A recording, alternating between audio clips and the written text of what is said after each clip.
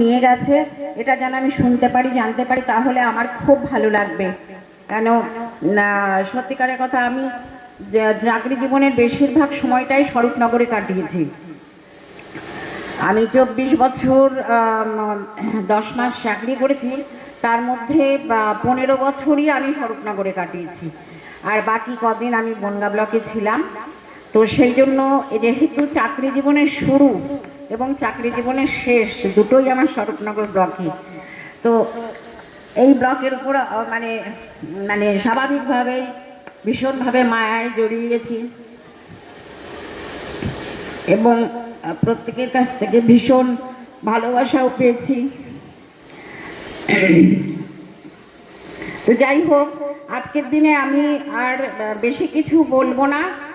যেটুকু আমার বলার সেটা হচ্ছে, সবাই যেন যে যার দলটাকে ভালোবাসে। এই যে বিচ্ছিন্নভাবে কারো কারো মধ্যে একটুখানি দলের প্রতি অনীহা বা কাজ করার ইচ্ছাগুলো নষ্ট হয়ে যাচ্ছে। কেন হচ্ছে, কিছু কিছু ঘটনাও আছে, কিন্তু যাই হোক, তবু আমি বলবো যে না, দলগুলোকে ভালো করে চালাতে। কেন এত সহজ শর্তে দল চালানো, এবং যে আপদে বিপদে ঋণের যে লোনের ব্যাপারটা আছে, সেটা আর কোনো জায়গা থেকে পাওয়া যায় না। কেন কোনো একটা মানুষকে ব্যাংকে লোন নিতে হলে তাকে প্রচুর কাগজপত্র জমা দিতে হয়, বহুদিন